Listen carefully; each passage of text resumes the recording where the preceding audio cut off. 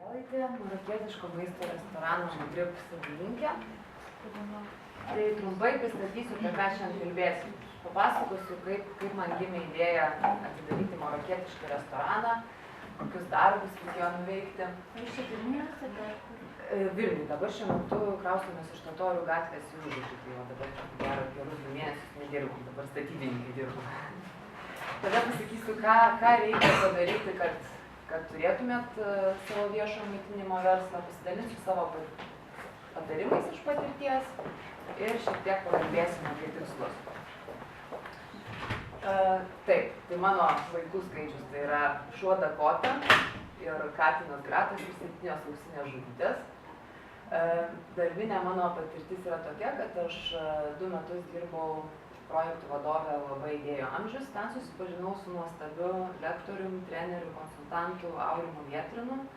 Ir paskui pradėjau dirbti kaip jo asistentė ir vėliau Aurimas įkūrė VAUMA mokymo agentūrą ir ten dirbau kaip direktorė.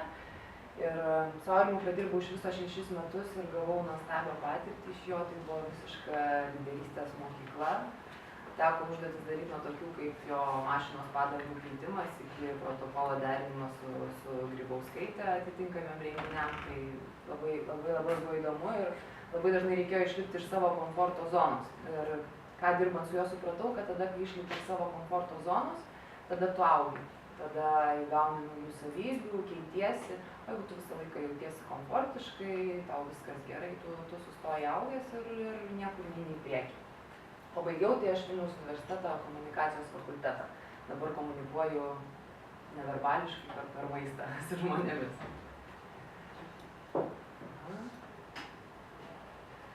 Va, prieš pradedant noriu visų paprašyti atsistoti.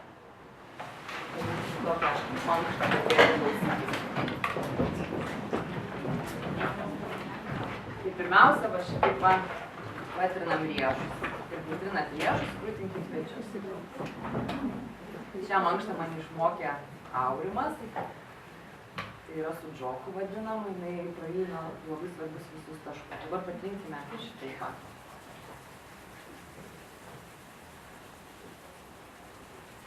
Negailėkit, kad paraudomuos. O gerai parodykite, atsimato tai. Va, taip. Dabar nykštį patrinkit, kad nykštys tai yra mūsų galva. Ir jeigu jau, pavyzdžiui, esat paskaitos ar kažkur seminarė, ar susitikime ir jaučiat, kad jau jis atinginėjo pabiškį, tai pradėkit trinti nykštį. Tada labai gerai atsibusit. Dabar prabėgam antakiais. Kaip sakot? Iš vidinės ir išorinės, nepakenks iš visų pusių. Puspelkit šiek tiek. Dabar ausytėm nuo viršaus iki spenelių žymė. Atsargiai kur auskariukai, bet irgi taip nepagailėkit patrinti. Ir dabar, čia yra toks stebuklingas taškas, tai dėkit šitai pirštą. Smarkiai spustelkit turi dirbtelt. Pajutat? Va, dabar savo smarkiai pablokit, nes plojant irgi aktyviai.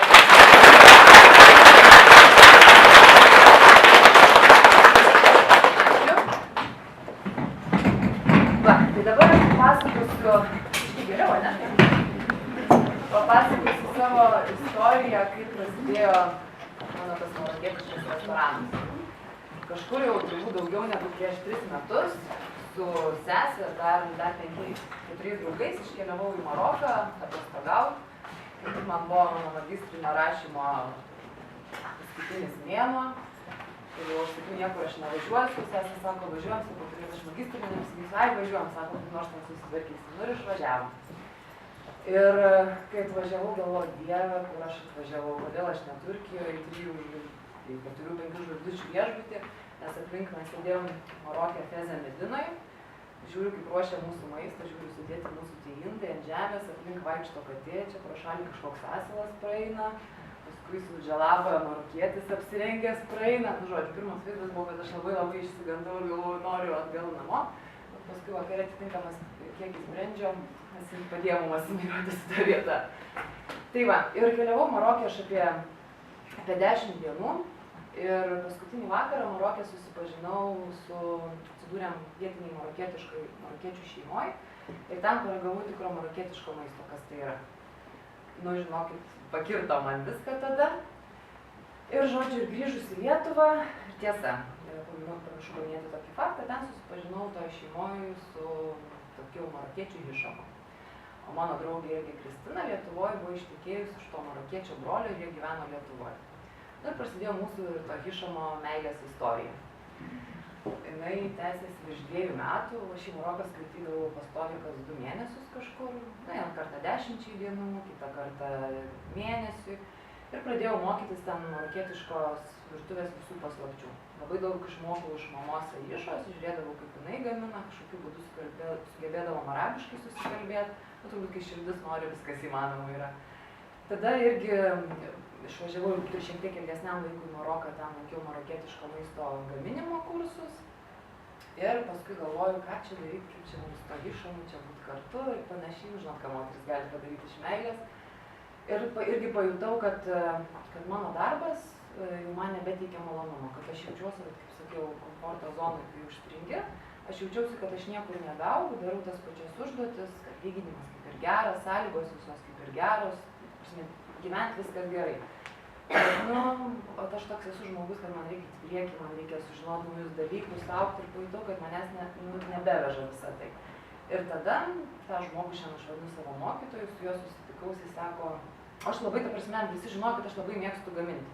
Aš nuo mažens, mano mama pasakojo, man buvo 4 metai, aš virtuvėje stovėdavau, kepdavau 4 metų blynelius su bananais, darydavau ten kondensuoto pieno ir šokolado padažą ir įsivaizduodavau, kad mane filmuoja kamera ir rodo per televiziją, per kulinarinę laidą ir garsiai viską pjaustydama pasakodavau, kaip ir ką darau.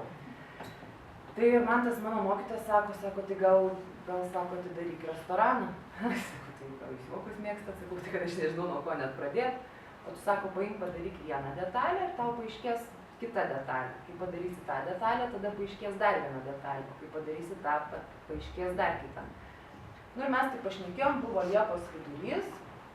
Lapkričio mėnesį aš jau buvau susiradus, iš kur aš gausiu pinigų restoranui. Jau lapkritį buvau išvažiavus, radau patalpas, buvau išvažiavus išsirinkti daiktų į Maroką. Tai realiai kiek čia truko rugpjūtis, rugsėjis, spalis, lapkritis. Tai 4 mėnesiai verslo planą pasirašiau viską. Tai kai nori, viskas yra įmanoma. O pinigėlių gavau aš, dalį gavau iš Invegos, iš kredito unijos, Invega davė lengvatinę paskolą. Na, aš gavau perpus mažiau negu man reikėjo, teko kitus dar skolintis. Ir tai ir va taip, aš dabar tvarkausi, pasiskolinu iš kažko, tada moku procentus, paskui ateina laikas atsiduoti, tada persiskolinu dar iš kažko ir po biški iš to viso lipti.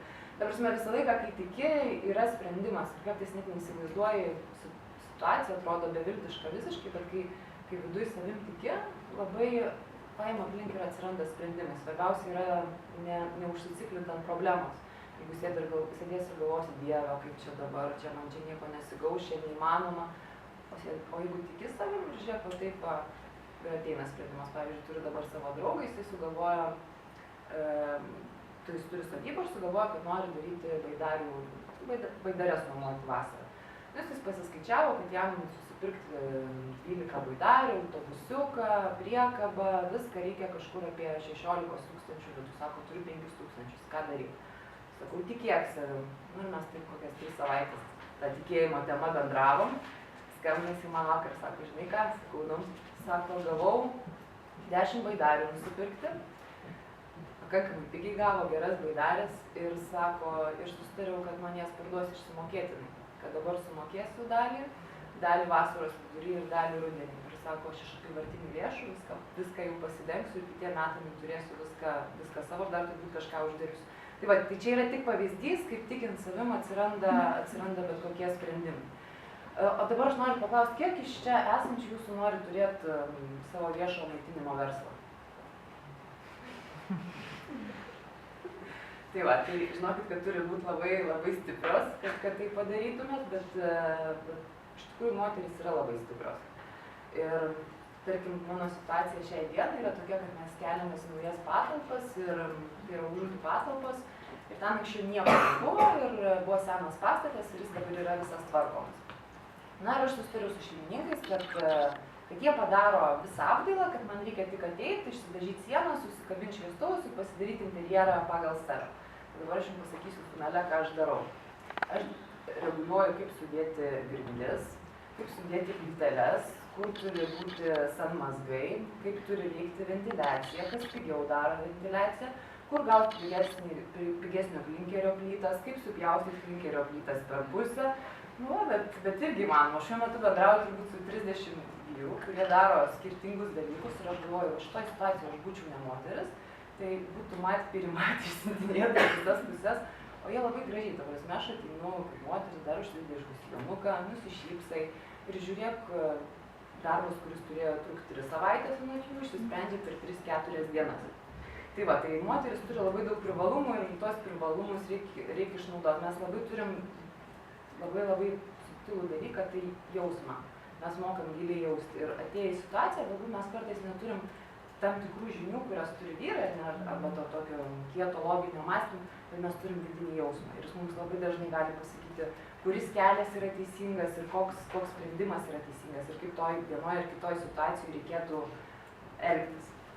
Tai va, kalbant dabar dar apie Magribą, tai mes viską dariau su savo rankom, vakarais ir darbo dienom ir savaitgaliais su draugais, būdavo draugus pasikviečiu, nuperku picų, alaus, mes ten paišėm sienas kartu, visą dizainą susidėliojau pati. Labai man, ta prasme, buvo geras įvertinimas, kad žmonės skaitydavo, klausdavo, sako, čia gal Julija Žilėnienė dizainą darė, nes Julija Žilėnienė labai susižavėjus Maroku, tai man buvo labai didelis įvertinimas. Žodžiu, viskas buvo padaryta savo rankom ir skraidžiau dažnai Maroką, iš Maroko vežiausi indus, prieskonius, visokius, va taip irgi naktį miegodavau oro uoste, apsikrovus 20 kg krepšiais. Bet, tai yra labai smagi patirtis. Iš tikrųjų, kas atidarant restoraną sudėtinga buvo, tai buvo sudėtinga su finansinė pusė, nes savo santaupų turėjau lygiai 0, restoranui skirtų pinigų turėjau lygiai 0, bet atidariau. Nuėjau į Invegą, parašiau Kredito uniją, parašiau verslo planą. Sunkiausia buvo, kad kad galėtum Kredito unijai pateikti verslo planą, kad, ta prasme, jis būtų pagrįstas, tu turi turėti būti susiradęs patalpas. O kad tu galėtum būti susiradęs patalpas ir pasirašyti sutartį, tai normalu, kad tu turi turėti pinigų, už ką sumokėsi avansą, ar ne? Bet vėl, ta prasme, čia tik yra pirminis dalykas. Aš labai puikiai susitariau su patalpų šeimininkė, kad avansas bus sumokėtas jai vasario mėnesį, o lapkričio mėnesį pasirašiau sutartį, nunešiau Kredito uniją ir, ta prasme, vėl visur yra susitarimas. Kai tiki savim kiti žmonės, visas pasaulis tau padeda, kai tu tiki savim.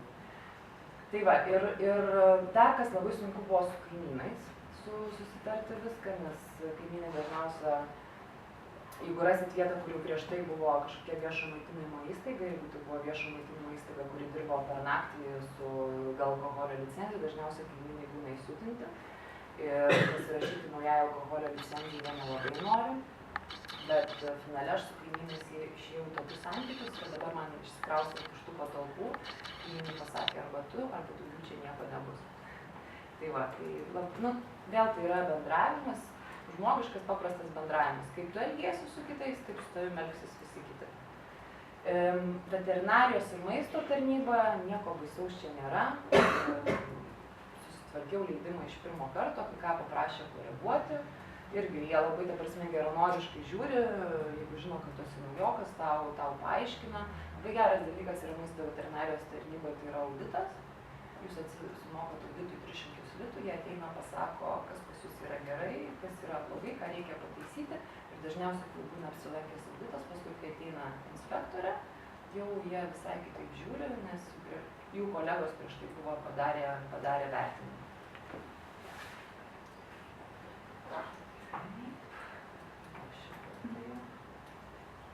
O ką reiškia, sakykite, restorano pavadinimas? Magrib, arabų kalba, Maroko kalba reiškia būtent žodį Marokas. Jeigu pilnas Maroko pavadinimas tai yra Vakarų karalystė, tai arabiškai labai ilgas, bet mes pasirinkom Magrib, trumpai. Tai va, tai taip atrodė jau įkurtas restoranas, jau su viskuo.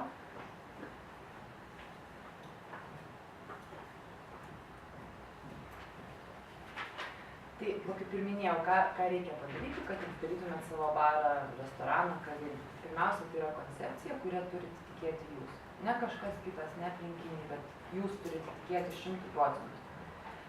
Ką irgi per šitus metus suvokiau, kad labai dažnai per daug klausydavau kitų žmonių nuomonės ir atsižvelgdavau tai, ką sako kitų žmonės. Yra gerai priimti kritiką, gerai išgirsti kitą nuomonę, bet nuo jos atsiriboti. Aš to nesugebėdavau padaryti. Nors aš viduj turėdavau atsakymą ar sprendimą, kaip reikia elgtis vienoje ar kitoje situacijoje. Man būdavo gerai, pas vieną klausiu, pas trečią klausiu, kas toj srity dirbo, pas ketvirtą, pas penktą. Ir paskui sėdžiu ir žiūriu, kad aš nieko nebesuprantu, nebežinau, ką daryti. Tai vienintelis dalykas, ką noriu pasakyti, tai yra, kai jūs tikit savo idėją, eikit va taip va ją. Aplink yra daug žmonių nuomonių, iš jas išklausykit, bet jūs vienintelė žinot, kaip turi būti. Ir jeigu jūs vadovausite savo jausmu, eisit tiesiai. Jeigu pradėsit klausyti kitų žmonių nuomonės, jūsų kelias į tą tikslą taps labai vingiuotas ir sunkus. Čia aš kalbu iš savo asmeninės patirties. Tada reikia pasirašyti verslo planą. Verslo plano, aš rašiausi Begos verslo planą, tai yra ten Excelį suformuota verslo plano forma. Jums šiandien rodė irgi puikiai kitą verslo plano formą. Kalbant apie verslo planą, mano verslo planas atitiko labai realybę. Ką aš padariau, sunkiausias dalykas rašant verslo planą buvo tas, kad kuo aš galiu remtis ir tikrai patikrinti, kad aš padarysiu tokias apyvartas per mėnesį, ar ne? Tai aš ką padariau, aš nuėjau į registrų centrą, registrų centre išsiėmiau pelno nuostolio ataskaitas paskutinių 2 metų maitinimo įstaigų, kurios yra aplink. Per Google susiradau, kad ten, pavyzdžiui, Būsi trečias įmonė vadinasi taip ir taip, ar ne, arba ten Misterijos baro įmonė vadinasi taip ir taip. Ir tada su to įmonės pavadinimu nuėjau į registrų centrą, aš nežinau, ten pažymos, tos pelno nuostolio ataskaitos 1 lapas, berods 1 litas, kai aš dabar jų nepamenu. Ir aš išsiėmiau aplink esančių maitinimo įstaigų pelno nuostolio ataskaitas ir aš mačiau jų pelno nuostolio ataskaitas ir tuo remiantis aš galėjau prognozuoti, kiek aš galiu daryti. Nes va čia sunkiausias dalykas yra, nes atrodo iš dangaus. Ar čia bus 5000 per dieną ar 1000 per dieną, iš kur čia žinau. Tai va šitais dalykais remiantis aš savo prognozavau apyvartas ir tai galiu pasakyti buvo ganėtinai tikslu. Kur apsirikau, tai apsirikau išlaidose, nes išlaidos gerokai, jau aš ir taip, kai skaičiavau, užmetinėjau. Nu, tada mano akim atrodė, aš skaičiuoju didelės išlaidas. Bet kai atidariau restoraną, aš kodėl ir išsikraučiau iš tų patalpų, pas mus buvo šildymas elektra. Už 2013 metų sausį vasarį už elektrą sąskaitą atėjo 14 000 litų. Šiais metais už sausio mėnesį sąskaitą atėjo 8 000 litų. Tai aš supratau, kad turbūt nelabai verta dirbti tam, kad lesto pelną neštų. Tai va, tai tada teko ieškotis kitų patalpų. Tai labai irgi šitus dalykus, kai ieškositės patalpų, apsižiūrėti, ta prasme, koks yra šildymas, kokia yra ventiliacija, nes šitie dalykai suvalgo labai daug pinigų. Vėl pas mane buvo didelės patalpos, bet kaip ir to naudingo ploto, kur žmonės galėtų susodinti, nebuvo per daugiausia. O kadangi patalpos per daug aukštus, jau automatiškai vietoj vieno padavėjo, jeigu man užtektų, reikia laikyti 2, nes jeigu vienas bus viršuje ir pirmą aukštą ateis žmonių, ta prasme, ir žmonės nematys padavėjo, jau yra negerai. Tai man tada išaugo personalą. Aš personalą turėjau visus metus 13-14 žmonių. Tai yra daug, kad tu jam moki ir po minimumo ar po 1000 litų rankas, bet jau kai sudaugini per mėnesį žiūrėk gaunasi arti 14-15 tūkstančių. Plius elektra 10 000, plius telefonai, plius maisto išlaidas ir tada, sakau, labai išlaidas, tai labai reikia skaičiuoti. Užsimeskit, kai darysit verslo planą, per mėnesį kažkur apie 5 000 išlaidų, va tai va, neplanuoti. Paskui juos išsilyginsiu, bet kai skaičiuosit verslo planą, būtinai tai padaryti. Va, patalpų paieškos, su patalpom situacija Vilniuje yra tokia, kad iš tikrųjų yra sudėtinga, nes naujų patalpų, jeigu atsiranda, tai arba tai yra bloga vieta, arba labai didelė kaina. Iš tikrųjų, kainos yra žvėriškos. Žiūrėjausi, aišku, Stiklių gatvė, tai yra Stiklių gatvė patalpos, bet Stiklių gatvė patalpos per mėnesį yra 12 000 plius visi mokesčiai. Tai nuoširdžiai pasakysiu, neįsivaizduoju, ką reikia dirbti ir kaip daryti, kad jos atsipirktų jums.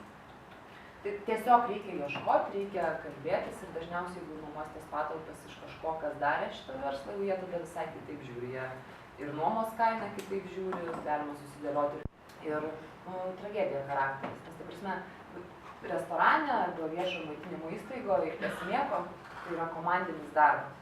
Ne kiekvienas, kaip jis individualiai moka daryti, bet tai yra komandinis darbas, kaip tau vienu metu ateina, sėdi 40 žmonių ir jie vienu metu laukia maisto, tai yra tik komandinis darbas, kaip tu sudirbsi, o ne koks aš esu gabus ir kaip čia gerai moku gaminti.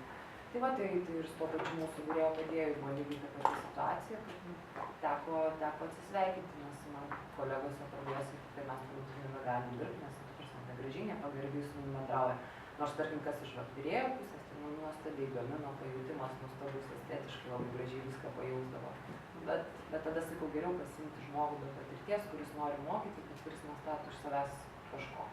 Atsiprašau, žodžiu klausimą, o jūs, ta prasme, turėjot su tais darbuotojais kažkokį pokalbį, ar taip iš karto, ta prasme, nusprendėt, kad... Ne, turėjau, ta prasme, tas vaikinukas pas mane pradirbo apie 3 mėnesius, tai mūsų pokalbį jau prasidėjo turbūt po 2 savaičių jo darbo. Ai, tai dar buvo kažkokia ženklėjimo. Taip, ta prasme, aš klausdavau, kuo aš tau galiu padėti, ko tau trūksta. Ta prasme, su žmonėm aš labai daug kalbuosi ir žmonės reikia investuoti ir reikia juos auginti. Nors kažkokie viešo maitinimo versle labai keičiasi, ypač jeigu kalbėt apie padavėjus, tai iš pradžių pakeičiau labai daug padavėjų. Irgi geriau pasimti padavėją be patirties, jį apmokyti, negu pasimti seną klieną, kuris yra atkalęs sistemą, kaip apgaudinėti šeimininką, kaip pasidaryti daugiau arbatos ir tikrai. Nes be patirties jisai dar nedrįs tokių dalykų daryti, nes paskui prasideda, ta prasme, tokių dalykų, kad turi alaus bačkas svert prieš kiekvieną dieną pamainos pradžioje, pamainos gale, įsiminėt ataskaitą, žiūrėti, kiek parduota alaus, kiek tas alaus svėrė. Jo, nes, sakau, vienintelis žmogus, kuriam rūpės šito verslo sėkmė, esat jūs. O darbuotojai, labai retai atsiras toks darbuotojas, kurio galėsis pasitikėti, kuris numirės. Aš irgi turėjau vieną šitą padavėją, kurio labai pasitikėjau ir paprašiau ją vieną vakarą užrakinti restoraną, sakau, aš neatvažiuosiu, važiuoju ten padarysiu gimtadienį. Ir va tokia nuojauta, kad reikia nuvažiuoti.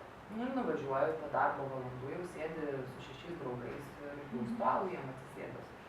Sakau, susimokėtų žalą? Ne. Tai pavyzdys ir atrodo pasitikėjau žmogumi patikimas buvo. Va, tai žodžiu, mano patarimai iš mano patirties. Reikia labai daug šypsotis. Labai daug šypsotis, tada gaminasi daug vitamino C ir viskas daug lengviau einasi. Ir jūsų nuotaika užsikrečia ir kiti. Jeigu turėsit savo personalą, bent keli žmonės, jie perima iš jūsų automatiškai. Aš atrodo, kartais atvažiuoju į restoraną, lyg ir nekokia nuotaika, bet ta prasme niekad žmonių neišsikraunu. Bet jau žiūriu, kad mane padavėjas pamato nusiminęs, tada eina padavėjas kažką į virtuvę pasako virėjui, tada virėjas į plovėją ir žiūrėk, visas ratas užburtas ir galiausiai nuo viso to nukenčia klientas. Tada būkit pasiruošusios irgi vienu metu bendrauti su labai daug žmonių. Kitas dalykas, reaguokite viską greitai. Nelaukit to tinkamo momento. Aš esu toks žmogus perfekcionistas ir dar čia šitą reikia išbaigti, dar čia šitą ir va tada darys. Žiūrėk, tu pražiopsoji savo. Geriau netobulai pradėti, negu tobulai laukti. Tikėjimas ir pasitikėjimas savim. Viskas yra pagrįsta tik tai tuo. Jeigu jūs netikėsit savo idėją, netikėsit savim, tada net nepradėkit daryti nieko. Nes jeigu jūs tikėsit savim, savo idėją, sakau, visas pasaulis jums padės, atsiras ir galimybės, ir sąlygos susiglostys taip, ir pamatysit, kad einat savo tikslo link.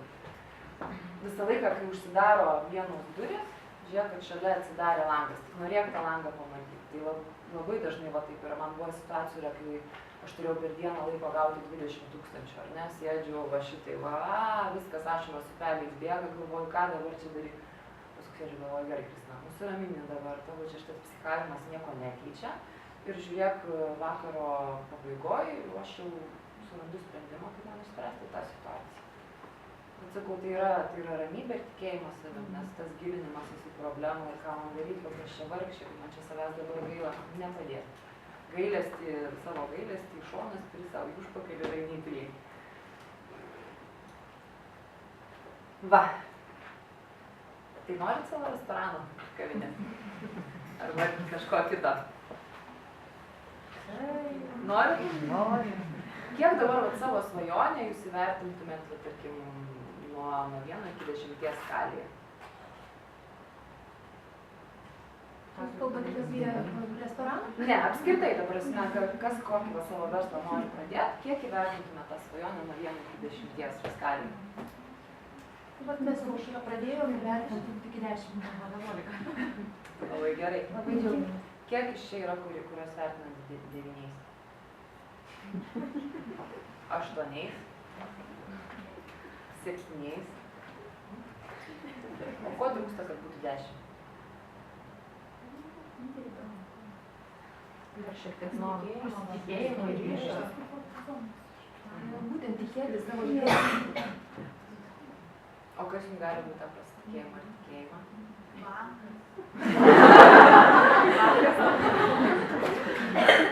Pasitikėjimą ir tikėjimą savo gali dėti jūs pati, niekas kitas neduoda. Aš irgi ne per seniausiai suvokiu tokį dalyką, kad aš savęs nemyliu. Ir tą nemeilę savo bandau kompensuoti vyro meilę. Ir joks vyras man tos meilės neduoda. Nes tai, ta meilė ateina iš jūsų pačių. Galiu iš savo patirties pasidalinti ir pasakyti nuostabų pratimą. Nusipirkit gražią knygutę. Ir toj knygutėj 60 dienų, kiekvieną vakarą, maždaug tuo pačiu metu, rašykit po 10 komplimentų savo. Geriau būtų, kad jie būtų skirtingi. Bet jeigu kartosis, ta prasme, tai yra irgi gerai. 60 dienų, po 10 komplimentų savo. Pabandykite ir pamatysit, kad atsiras ir tikėjimas, ir pasitikėjimas savimi. Nes jūs esate vienintelės tokios. Ir jūs esate nuostabios. Ir tai, ką galim mes kiekviena padaryti, tai yra tiek daug, nes moteriškumas sujungtas su verslu, tai yra patikėti. Tai va, tai aš labai, taip. Aš turiu klausimą, o kai jūs pradėjote tą restorano verslą, jūs dirbote jau dar šiaip? Dirbau, tai aš visą restoraną įsirenginėjau dirbdama mokymų įmonės vadovė. Būdavo jinai į banką susitikimą dėl mokymų kalbėti, o nagai visi va čia va panagiai skirtingų spalvų sienų dažais nuspalvinti. Labą dieną. Bet ką, baigiau statybas, pasidariau manikiūrą, viskas gerai buvo. O kada pajutote, kad jau iš dabartinio darbo išėjai galite ir pilnai atsiduoti savo verslo idėjai? Tai iš tikrųjų aš vasario 7 po restorano atidarymus ir kažkur, ta prasme, dar dirbau, padarydavau tokius darbus kažkur iki balandžio mėnesio. Paskui jau supratau, kad aš neturiu tam laiko. Ir viskas. Labai, aišku, ta prasme, nelengvas yra tas momentas, kada tu žinai, kad tu turi atsisakyti stabilumo, su kuriuo gyvenai daug metų ir išeiti į nežinomybę, kur neaišku, kaip bus. Vasarą buvo tokių dienų, kada reikėjo važiuoti pirkti produktų, neturėjau už ką užsipirkti kuro ar ne, arba produktų nebuvo už ką užpirkti, bet visą tai veža. Tu tokiose sąlygose augi, tobulėji, eini. Aš tiek gavau per šitus metus, žinokit, kaip jūs neįsivaizduojate, aš taip pasikeičiau kaip asmenybė, kaip žmogus. Mano pasaulio visas suvokimas kaip prasiplėtė. Kokia aš buvau ten ir kokia aš esu šiandien po metų, tai vien dėl viso šito buvo verta. Tai va, tai linkiu išsiaiškinti. Kada planuojat savo atostogas? Tam biškis sudėtingesnis klausimas. Labai iš tikrųjų noriu į Maroką, nes labai pasiilgau Maroko. Marokė buvau balandžio mėnesį praeitais metais, tai tikiuosi. Bet pavyksta, va Liepa buvo Italijai draugės vestuvės išskridus, tai Nidą kartą į savaitgalį išvažiuoju. O klientai ką daro? Ne klientai, čia padavėjai. Čia vėl, mano dabar irgi tikslas yra per šiuos metus, kai atsidarysiu naujose patalpose, susidėlioti viską taip, kad galėčiau skirti daugiau laiko savo, nes taip kaip vargau visus metus, nevargau, dirbau, taip nebenoriu. Bet tai vėl yra patirtis, kurią aš turėjau praeiti. Ir savo versle, ta prasme, visą laiką savęs reikės dėti daug. Ir nebus taip, kad jūs nusamdysit žmogų kažkur iš šalies ir aš čia važiuosiu Bahamus, o man čia dirbs ir pelną neš. Taip ne. Kiek metų valandų nėra? Būdavo, kad miegodavau po 3-4, po 6. Dabar kai remontai, miegu daugiau. Ir naujo restorano ir darbo grafiką, taip dėliojasi, kad darbo dienomės dirbsiu nuo 4 valandos iki 11, o savaitgaliais pilną dieną. Štai, kad mūsų pagrindinis klientų srautas yra vakare, tai tiesiog, kad aš dieną galėčiau ramiai atsikelti, pasidaryti administracinius darbus, kuriuos man reikia pabėgioti, pavažinėti su dviračiu, su šuniu normaliai šiaip pasivaikščioti. Nežinau, norėti ten pasidaryti manikiūrą, o vakare atvažiuoti ir dirbti. Štai, kad aš dabar šitam restorane patalpose šitos aš pati labai daug gaminsiu. Ta prasme, viena pamaina, nes bus 2 pamainas, tai viena pamaina aš dirbsiu ir gaminsiu. O kiek turite personalo ir kaip jį motyvuojate? Turėjau 12-13 žmonių visą laiką, o motyvacija jokių būdų ne piniginė yra. Ta prasme, šitam sektoriui žmonių pinigai yra svarbus, bet su pinigai žmogui jūs galite motyvuoti maksimum 2 mėnesių. Paskui jis užsimanys vėl daugiau ir daugiau. Tai yra kiti dalykai, tai yra pagyrimai. Aš, pavyzdžiui, būdavo geri rezultatai, ar ne, aš tiesiog nupirkdavau, pavyzdžiui, mergaitę padavėjom po čekį sarmą ar kažką, nusivesdavau kažkur. Tai yra dėmesys. Paprastas dėmesys iš šilumą žmogų, tai geriausiai motyvuoja. Kur pamatyti?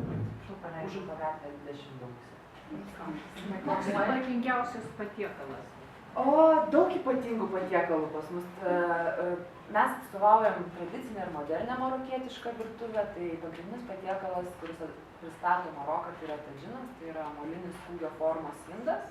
Ir tam inde yra gaminami įvairiausi troškiniai, tai yra avienos, vištienos, jautienos, maltos jautienos, maltos avienos. Ir ten ilgai viskas troškinama ir tada mes atnešam garuojant ištroškintą puodą, atidengiam ir iš to puodo jūs valgom. Marokė apskritai, ta prasme, yra šeimoje troškinamas toks didelis tadžinas, jis atnešamas ant apvalaus stalo, padedamas ir tada šeima susėda aplink, ima duonos, atsilaužia duonos apvalios, su šitais 3 pirštais iš pradžių mirko į padažą, tada valgo padažą su duona ir kai visa mėsa ir daržovės pravėsta, tada su ta duona kabina mėsą.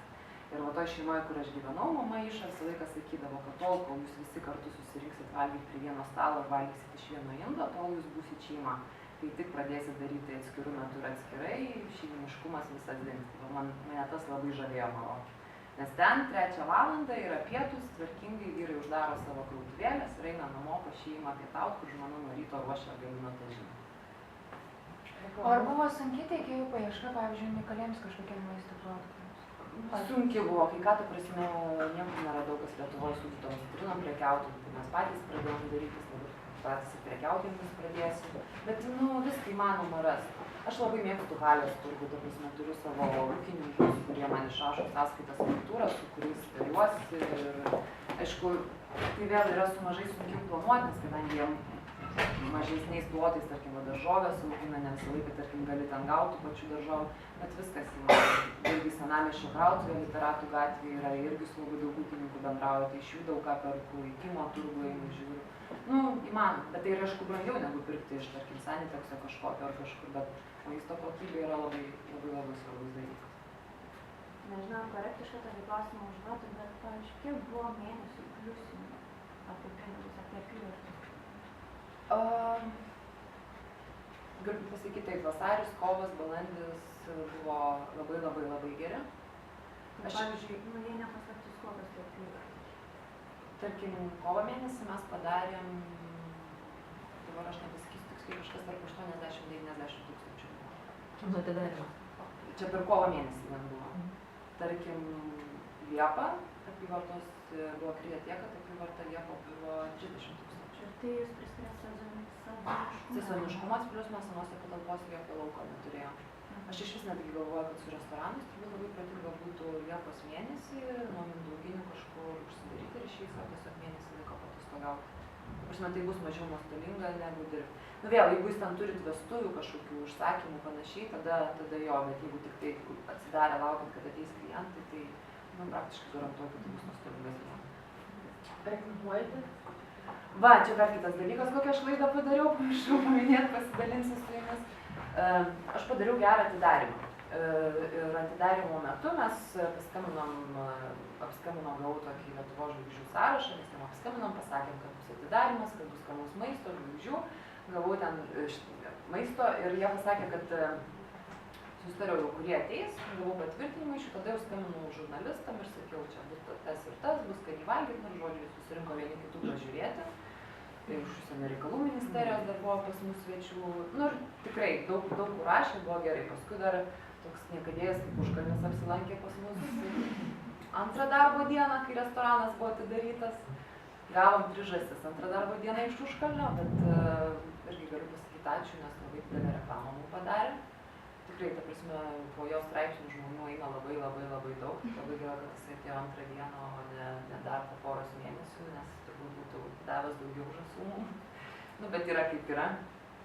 Tai va, Ir paskui aš nulindau į virtuvę, tvarkyti visų virtuvės reikalų personalą, nes ten turėjau problemų su to virėju savo, kuris ten išgėrė. Ir nu paskui reklamą, paskui padėjo apyvartos mažėti, tai čia vasara, sezoniškumas, ateis ruduo, tada viskas susitvarkys.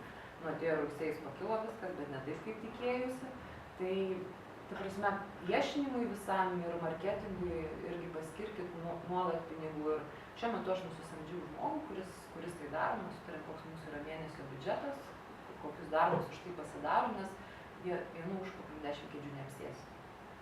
Ir aš darau tai, ką žinau geriausia, tvarkausi meniu, tvarkausi savo personalą, interjerą, o yra žmogus, kuris yra tos srities specialistas ir jisai dirba su viešinimu.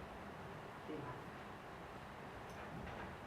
Aš dabar iš tikrųjų jums pabaigai noriu papasakoti istoriją apie drugelį. Vienam kaime gyveno 2 išminčiai. Vienas išminčius buvo blogasis, kitas gerasis. Ir blogasis išminčius sugalvojo iš to kaimo gerą išminčių išvyti.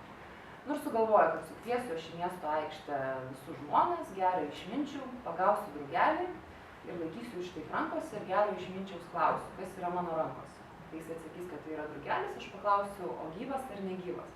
Jeigu jis atsakys, kad gyvas, aš drugelį suspausiu su delnais, delnus atversiu ir parodysiu, kad negyvas. O jeigu jis pasakys, kad gyvas, aš atvirkščiai padarysiu. Na ir kaip jis tarė, tai padarė, susikvietė visą kaimą, gerą išminčių, ateina prie gero išminčiaus ir klausia, kas mano rankose. Gerasis išminčius sako, drugelis. Tada blogasis gerojo klausia, o gyvas ar negyvas? Ir gerasis jam sako, viskas tavo rankose. Lygiai taip pat viskas yra jūsų rankose šiandien. Ačiū.